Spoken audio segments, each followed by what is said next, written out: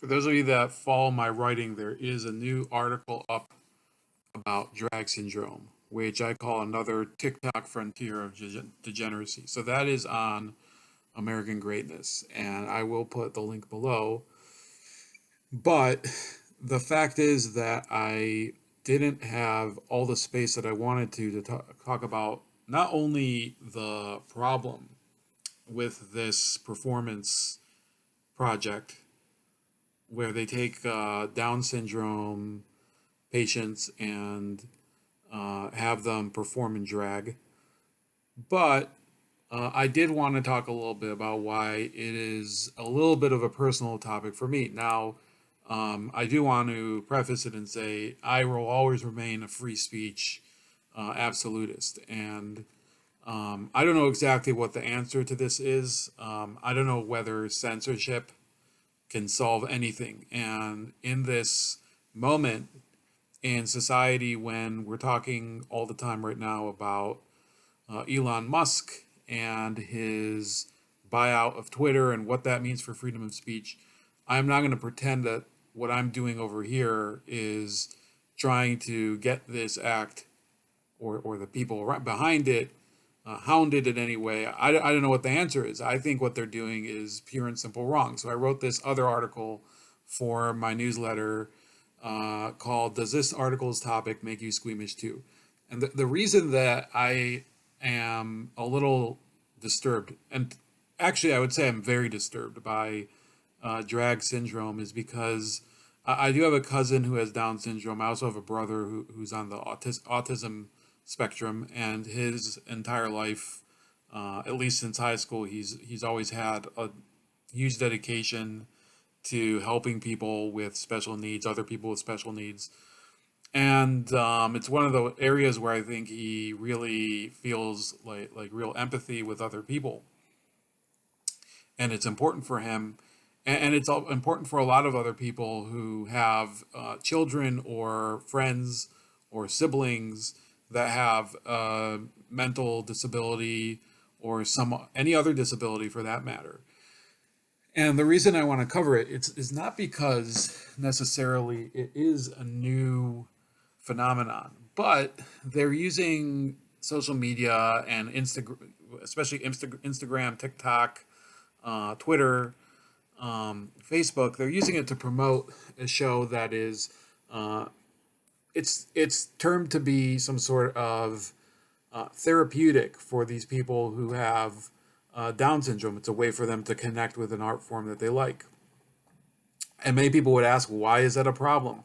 Well, I do think that when you take people who do have limitations on their intellectual capacity, and I don't think we should limit them in what they aspire to be, but I do think that at a certain point you have to ask the question, do they have the ability to understand exactly what this art form entails? Because it is drag, especially.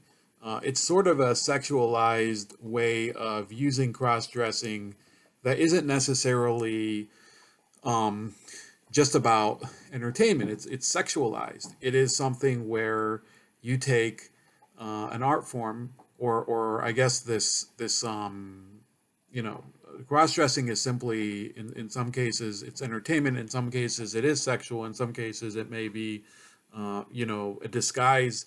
I do try to draw a small distinction between simple cross-dressing and drag performances, but it could be that the definition is more muddled and it's harder to draw a distinction. But somebody did ask when I put out the first article, if they're cross-dressing, does that necessarily mean it's a sexual issue? We will explore that in a second, but I don't think it is a simple yes, because there are characters. Here is, I found out her name is Enid Strict, the character's name. Of course, it was played by a man, Dana Carvey, better known as the Church Lady. And the Church Lady was a character where obviously it's cross-dressing, but you're not looking at the character in a sexual way. In fact, it's quite the contrary. It's a very prude character talking about, what is basically the temptation of the devil and blaming everything on Satan. And it is an archetype that Dana Carvey made fun of in order to spoof these very stuffy conservative church women, the church lady, right? The lady that would basically punish you after Sunday school if you were acting up. And that probably was something that either he encountered or a writer on the show. I don't know the exact story behind it. And then at the same time, they had the coffee talk character on Saturday Night Live. That was Carvey's frequent collaborator, Mike Myers. And that was actually making fun of the very self-absorbed Jewish mother-in-law who would be a big fan of Barbara Streisand. And those were non-sexual characters, although it doesn't mean that they can't say anything that has some sort of sexual innuendo. It does mean that you're talking about people that, acts that are not necessarily bringing in X-rated or even R-rated content. It's simply poking fun at some sort of cultural trend that is worth it's worth noting, right? Those were, I think, very big exceptions that I think show that you don't have to point at every instance of cross-dressing and wag your finger at it.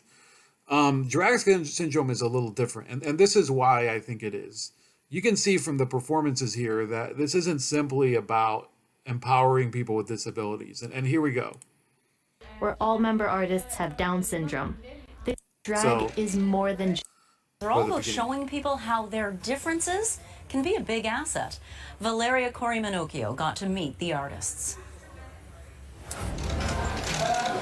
For these performers, drag is more than just transformation. It's a chance to show people what they can do. It's actually amazing. It's very excitement. We could perform anywhere. We could perform any show, any style. I'm unique. I'm clever. I feel really confident and comfortable with who I am. Aurora Shebag, Gaia Callis, and Justin Bond are part of Drag Syndrome, the first professional troupe in the world where all member artists have Down syndrome. They started exploring drag after working with Daniel Weiss's art organization. It came from them. So when we went to this party and they saw the drag queens, they said, oh my god, we want to do that. And then they started to develop their own characters. And then we did a one-off show just to see what it is, how it is. It was full house. The group's energetic performances and characters are a hit in the United Kingdom and Europe and on social media. It's a platform for them to express themselves more than they can do regular art forms or dance or theatre. It gives them the space to be fierce, to be sexy, to be wild.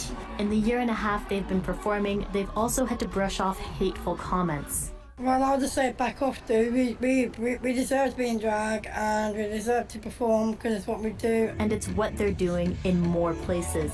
Drag Syndrome's performances at Montreal Pride are their first in North America. They are well known around the world. They assure that to show the representativity of our diversity. Drag Syndrome are taking the stage one more time during Montreal Pride this Friday. Then they'll be the guests of honor in the parade Sunday, showing their colors as professional artists. Valeria Corimanocchio, CBC News, Montreal. Yeah, for the life of me, I can't really see how people are comfortable supporting something like this. Now, obviously people go to these festivals. Apparently they do enjoy this. I think it's a very shocking sign of a sick society where you have people who have intellectual disabilities and they are sexualized. And when people say, oh, come on, are they really being sexualized? When you have a festival, Pride festivals are about sexual liberation. They're about people who they rebel against the traditional norm that was back in the day of heterosexual relationships between a man and a woman, and they say, well, now it should be acceptable to have homosexual relationships. It should be acceptable to have different gender identities that are apart from the biological gender identity that was decided at birth, right? They use terms like assigned male at birth or assigned female at birth, or they'll talk about how there is some sort of born characteristic where people are attracted to members of the same sex at birth. That's why they talk about born this way. That was the whole Lady Gaga thing. So this is a sexualized setting.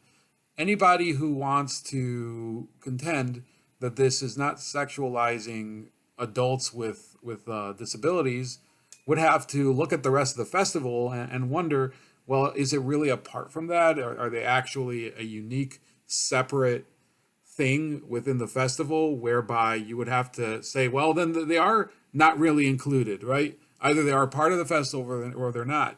And the fact that they're being included in any way, shape, or form, in my opinion, it manifests the idea that you can sexualize people with intellectual disabilities. And I have a deep revulsion to this. I don't think you should be exploiting people who are vulnerable and have a problem sometimes navigating life by themselves. They may need, supervisors to help them with financial situations, especially with health situations. It's not simple either for Down syndrome patients to deal with health problems. I think they have like cardiovascular issues typically. My cousin, I think, is almost 40 years old. And the lifespan of Down syndrome patients usually isn't very long compared to the general population. So it's a very concerning lifestyle, and the parents and family of the people that have Down syndrome know that it's not as simple as simply indulging every single thing they want, especially when it concerns diet and different living habits that they have. They're more vulnerable in life, and it's just a fact. The person who is behind this is a guy named Daniel Weiss, and because as you heard in that clip, he has an accent. I found out that he's Israeli, which is disturbing to me. I'm also, my family is Israeli. I actually served in the Israeli army. I was born here in the U.S., but I have a very large family over there. And not only is this a problem for me in that it represents a real negative aspect of Israeli culture to the world, this is actually coming out of the UK, but because Weiss is an Israeli, he seems to, many people would perceive him as representing a problem in and of itself, in and of his identity as an Israeli. Like, this is another problem that they can pin on that country. So it's a problem in terms of the embarrassment that it causes. But like I said before, I can't really govern how other people express themselves, and I don't know if there's a way to really slam the door shut on something like this. But bringing attention to it, I think, is it's also a tough call, right? Do I want more people to look at this and in some ways make it more acceptable? I wish this would go away, but there's no way to make it happen. And the only way I found out about it was because my wife told me about it.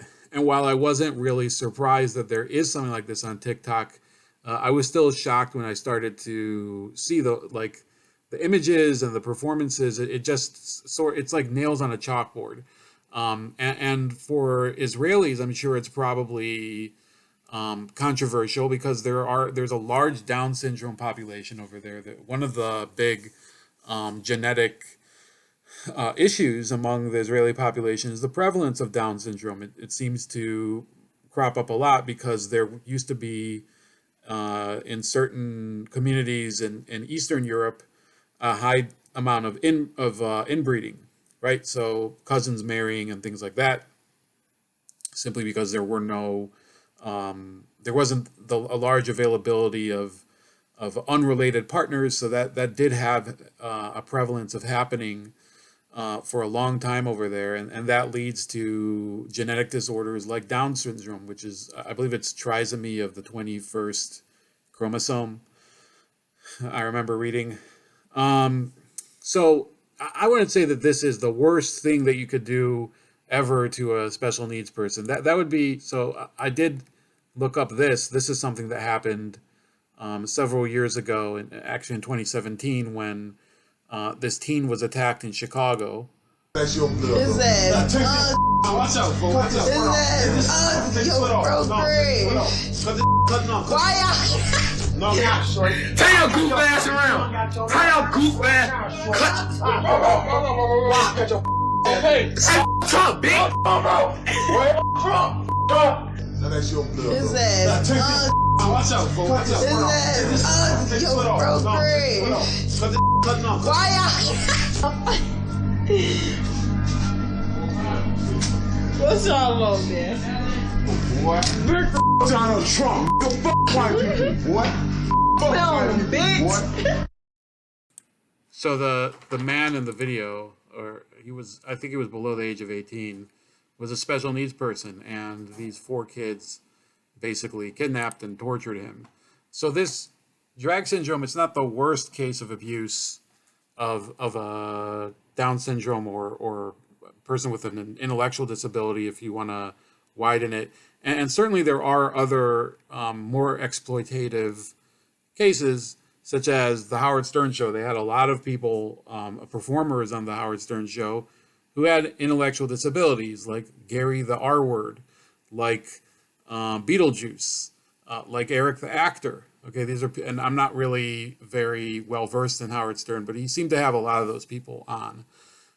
So where does this fall down on the spectrum? I think it's still, it might not be in the same direction, but it is a new type of abuse for people who have intellectual disabilities. And I wanted to find a case where I think could be comparable. And the one that I found was actually brought up as a scenario. I don't think it's actually been done, where a Down syndrome child wants to become a boxer. And this is actually very well done. It's a British film from a couple years ago called Fighter.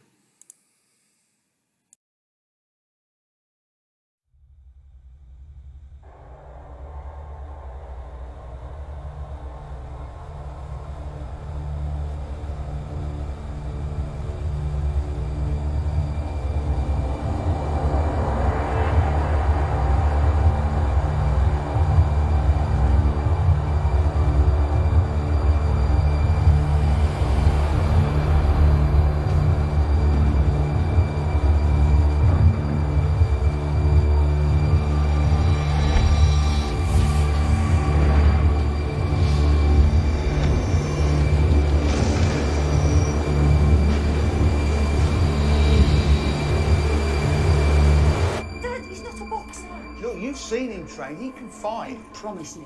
If he gets hurt out there, the social will take him away. He won't get hurt. Where is he?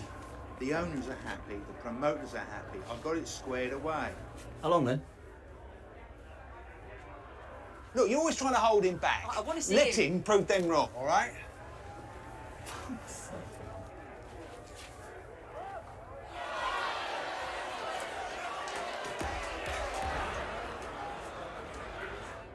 How's my boy?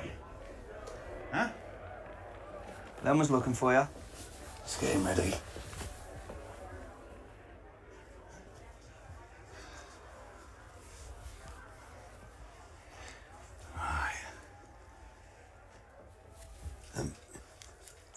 I'm not going in without Kirsty.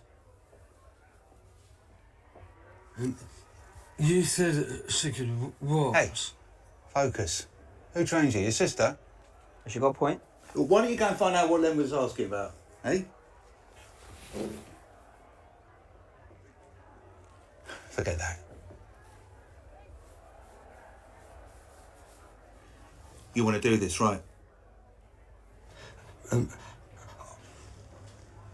Tell me. Um, um, Tell me. I want to fight. I want to fight, and I want to win. Why? Because I'm a fighter. That's right. That's right. You're a fighter. On your feet. Arms up. Arms up. Give me the jab. And again. Give me a right. 1, 2.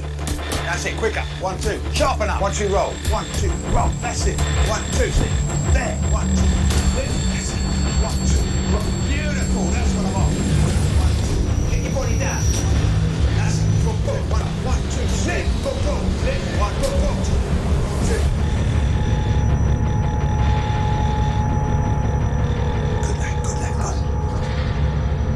And again. Tusk. Huh? Fighting Tusk. What happened to Harris? Pulled out. What do you mean he pulled out?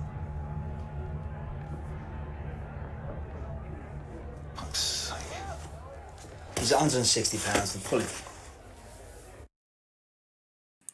All right, you can watch the rest of it on this article or at the YouTube site, but you can see that they don't really portray this in an encouraging way. They actually show there's a big conflict here. The sister is against it. The father is basically encouraging him and egging him on, telling him, "Oh, you're a fighter," and everything. And that is really, I think, a more noble way to portray an issue like this. That yes, sometimes people with special needs, they have wants and desires that are similar to other people, but it's debatable whether it's appropriate, and that debate has to be had before you simply say that it's a valid desire.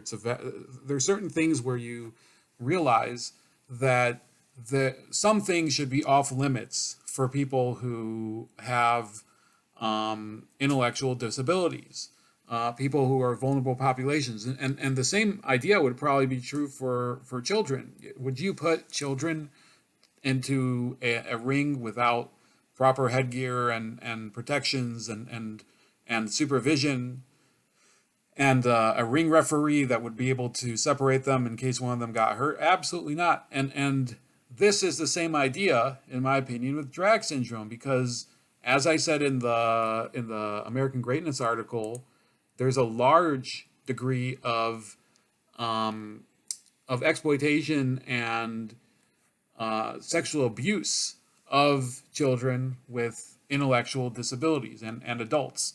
It's up to, I think, 3 times as much as the general population.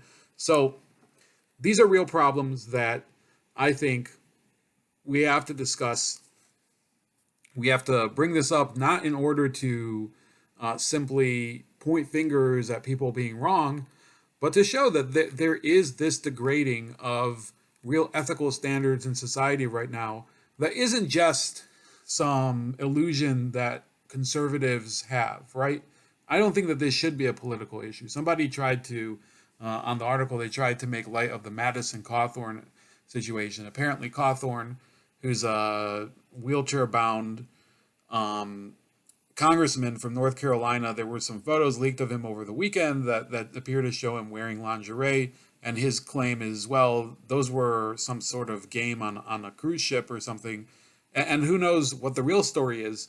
And the person commenting was saying, oh, this is you conservatives, really? Like you all have suppressed desires or whatever. This, in my opinion, it shouldn't be a political issue, that there are certain populations that should not be sexualized, right? But where is this...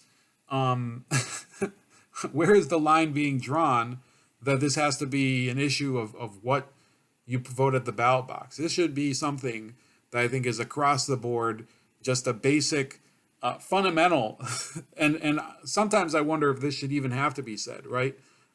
People with special needs should not be sexualized. And that's the point here. Please like, share, and subscribe.